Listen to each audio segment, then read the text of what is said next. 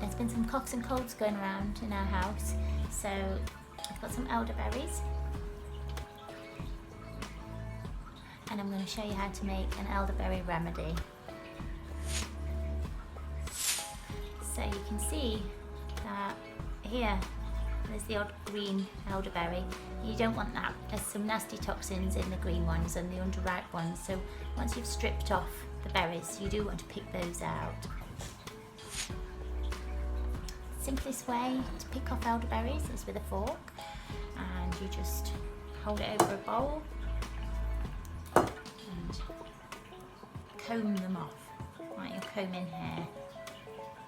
So those ones took the stems with them, so we'll just take those off. Beautiful red stems. It's actually a cyanide type compound that's found in the stems and the leaves of the elderberry tree, or the elder tree, and that's more prevalent in the green berries. Oops, dropped him. In the green berries. But when you apply heat, when you boil these up, it destroys it. It destroys it at something like 26 degrees C, so it's perfectly safe. Just don't go eating them raw, and don't go eating any leaves or bark. You'll be fine. Apparently this is easier if you freeze them first, but I've never tried that. I just want to get on with it and get them done, so I haven't really got the momentum to freeze them and make the process even longer. It doesn't take too long. It's quite therapeutic. I often think when I'm doing stuff like this and preparing herbs that it is actually kind of a form of active meditation. Well, I believe it is totally a form of active meditation. Being totally present in the moment and letting whatever images or thoughts pop into your mind, just carry on flowing and trying to just think about the elderberries. Think about the elderberries.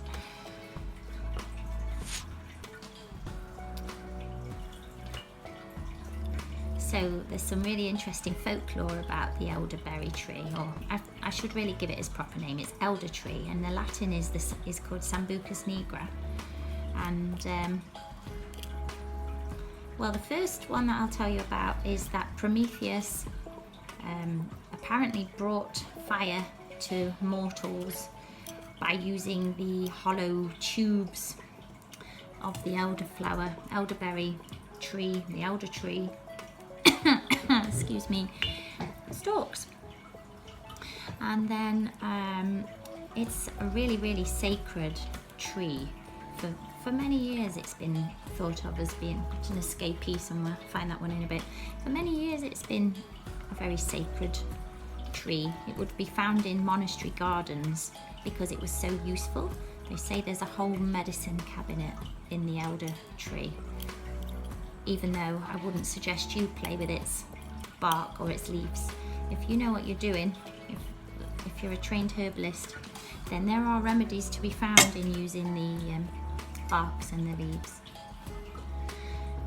But equally, although the church were fascinated with it, they were also scared of it and believed it was a witch's tree.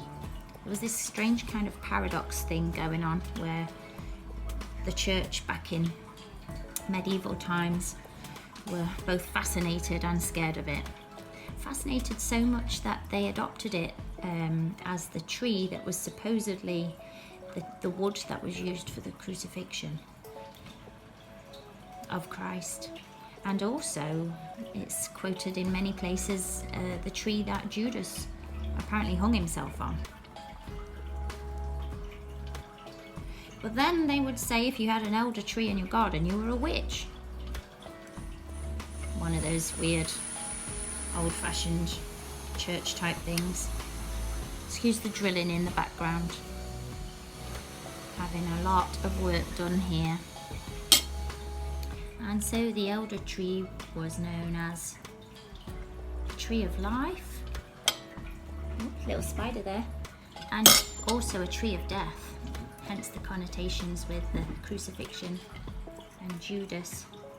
But either way, this really ancient tree in folklore is said to hold many secrets and many stories, as it's overseen many years in our English countryside and across Europe, and in some places in America, but it's very more commonly across Europe and England.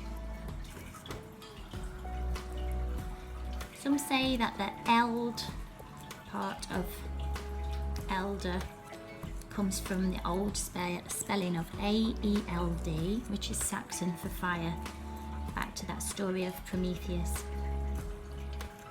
And also back in medieval times, and probably older than that as well, the hollow branches were used as bellows to blow air through to get people's fires going.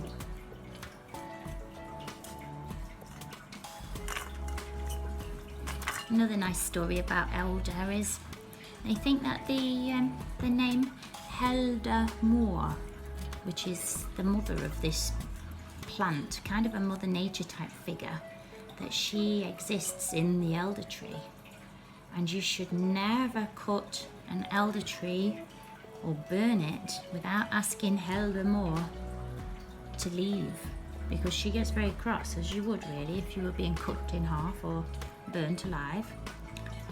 She gets very cross and comes into your home. But if you look after your elder tree, then Helder-Moor will look after you. And it's said that if an elder tree springs up in your garden, then she is dedicating herself to protect you from lightning strikes and to protect your cattle from serious illnesses and bad spirits. So these are from my garden.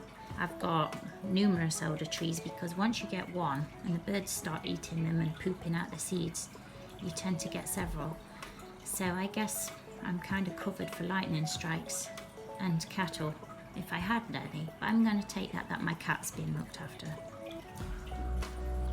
Although we've got scaffolding up at the minute, and last year I'm 99% sure we got struck by lightning on the scaffolding. It was a huge bang anyway, and everything shook. Thankfully my other half was not on the scaffolding at the time.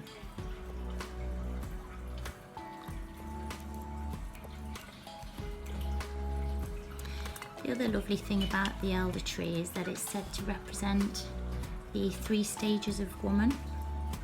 So in the spring, when it has its beautiful elder flowers, that's the maiden. And then when it produces these gorgeous red fruits, that's the mother. And then the thing about the elder tree in the winter, it really does look pretty dead. And that is the wise old crone, or Helder-Moor. Well, this one is looking a bit wrinkly. You don't want these wrinkly kind of ones. You want them to be nice and glossy. So I'm going to discard this one. It's not going in the bin. I shall put it back in the garden to compost. I hate throwing even the stems or anything. It just won't put them in the bin, because I believe that they must go back to the earth.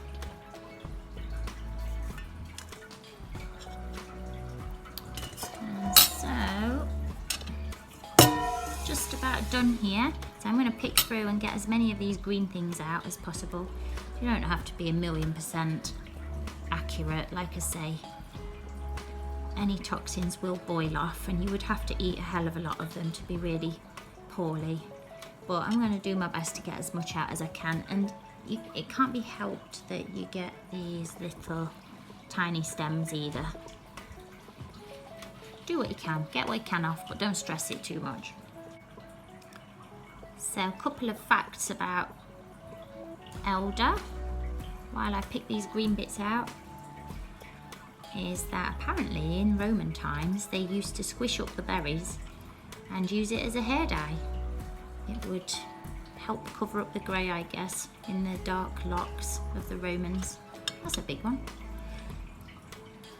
And also, my chickens have never had a problem, although I think animals are quite clever in that they don't usually try to eat what is bad for them. So I don't think mine are that interested in elderberries, but apparently it's toxic to chickens, elderberries, and peacocks. Randomly, just in case you know of any peacocks that might be wandering around near an elderberry tree. Don't really have that problem here in Bloodworth. Another little piece of folklore information. If you believe in fairies, or you know any little people that do, then on Midsummer's Eve, which is the summer solstice, if you sit by an elder tree, you may see the fairy king ride by. I might have to try that next year. There's always a little bit of magic in nature for children to explore.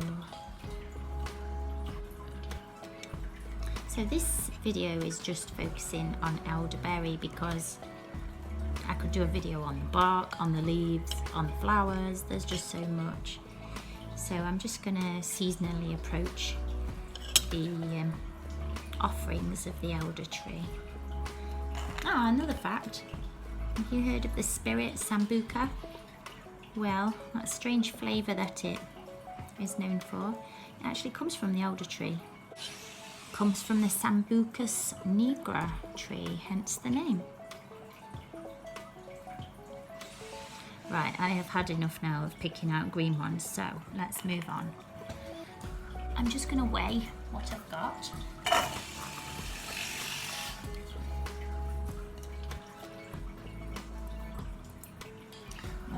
Pick a few more of the green ones up now it's upside down. About 320, so I'm going to put half that in mils in water with this. So I'm going to put 160 mils of water in the pan with these, minus the green ones. So this used to be my dining room, but at the minute it's a temporary kitchen because my whole kitchen, which was the other side of that wall, has been completely ripped out. Not only that, but all the walls as well. And so part of the floor came last week, and we're waiting for the rest of it to come, more concrete on Friday. So I'm going to put these in a saucepan. So whatever your elderberries weigh, add half of that in water and put on for a slow simmer. I've got some of these muslin sock kind of things, so I'm going to put this inside my bowl and then empty my saucepan's contents into it, and then I can squeeze it out.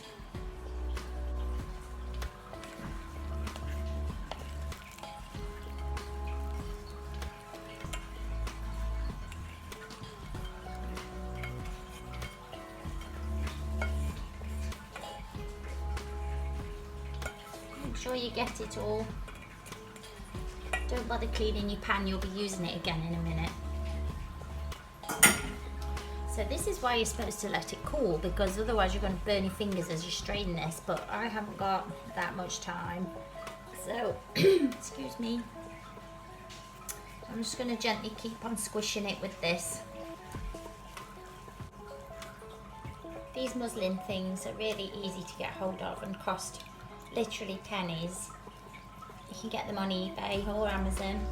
Really handy to have in, because if your children have eczema, one of the finest things you can do is to put oats in the bath with them, but you obviously don't want soggy oats clogging up your plug hole. So if you fill one of these with oats, you can put a rubber band around the top or tie a knot, and then just let it hang around in the bathtub with them. It's really nice if you haven't got eczema and you're just wanting to give your skin a treat. It makes the water really silky, and it is a top tip to do if your children have chicken pox or some kind of hives or rash. It's very soothing, it takes the itch away. That's just normal porridge oats. Obviously if you can get organic ones, even better. By the way, your hands are going to get pretty red. So I'm going to very carefully pour this in and see how much I have got.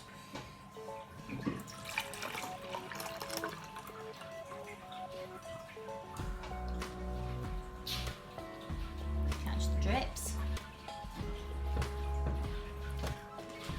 Right, I have got about 150 mils there. So whatever you've got, you're going to half that amount and use that in sugar. So 150, so that's 75 grams of sugar or sweetener, whatever you choose to put in it. So I would normally use honey, but I'm running low. But I do have a lot of sugar because the builders get through a lot of it. So I'm going to use some sugar today and not feel guilty about it because I have a very low sugar existence, so I'm not going to be bothered about that at all.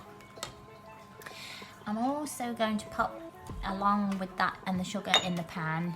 I've got 3 sliced lemons, some cinnamon. If you've got cinnamon sticks, all the better, but in my makeshift kitchen that's just not happening at the minute. And I have got about 5 cardamom pods in there that I'm gonna bish bash bosh and pop that in as well. You could add cloves. I'm not choosing to today. Right, everything's in there. I'm gonna give this a stir and get it on to simmer for about 20 minutes, and then I'll strain it again and then let it cool, and then you can bottle it up. We're done simmering. The pots are washed upstairs in the sink. No sink down here at the minute. And it's time to strain this up and get it bottled up. Put a bowl under the bottle because if you miss, you don't want this bright red juice everywhere.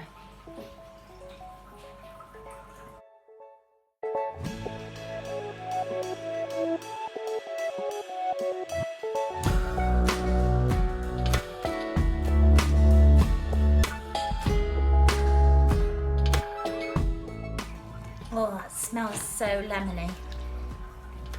That's really smelling good. It's a lot of effort for not very much juice, but if you've got more elderberries, obviously you'll get a lot more. I'm just doing this because we need it in the house at the minute, so I've just taken what's available on the plant. It's still, well, it's the late August now, so where I am, they're only just starting to redden up.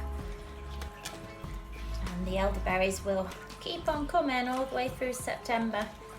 So in the meantime, when we are healthier and not in immediate need, I will be drying them in my dehydrator, so it's much easier next time. I won't have to fork them off and do all that initial prep. Right, wish me luck. I am notoriously clumsy. This is an old bottle that had some cordial in it for my little girl. I haven't taken the label off because I'm not that bothered, but it's nice and clean. Oh, that smells so good.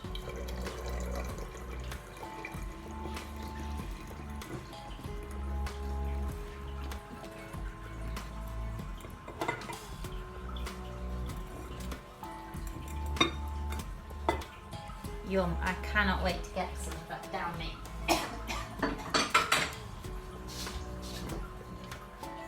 There we are. What have I got there? Oh, it's pretty depressing. I've got about that much of the bottle. Need to keep on going, making more and more. So, when you want to take this, you just take about a tablespoonful, at least 4 times a day. When you're feeling a cold coming on or in the middle of a cold, just take it as often as you think. You can't overdose, you can't have too much of it. It's only going to help. There's been loads of studies in Norway and more recently in Israel where they have been comparing elderberry's effectiveness to Tamiflu. Tamiflu couldn't keep up with it in its flu fighting capabilities. not only were people getting better about 4 days, I think it was, quicker than using conventional Tamiflu kind of products, but they've also proven that if you take a teaspoon a day as a preventative measure, you can stop flu bugs from inhabiting your system. So good for when you have a problem and good for preventing it. I must say that we haven't had this daily to prevent bugs, hence us getting poorly. So that is my resolution. Once I've made this, I'm going to keep it up and make sure everybody in the house has some every day. My wonderful life partner Mark made me a jar full when I was really poorly at the weekend, and I just wanted to show you that you do need to give it a good shake because the goodness clings to the bottom. So good old shake to get it off the bottom. And there you go. I hope it helps you. It's very delicious anyway as a nice nutritious tonic, and let me know how you get on. Let me know if you enjoyed doing this, if you enjoyed the video. I'll see you again soon. Bye.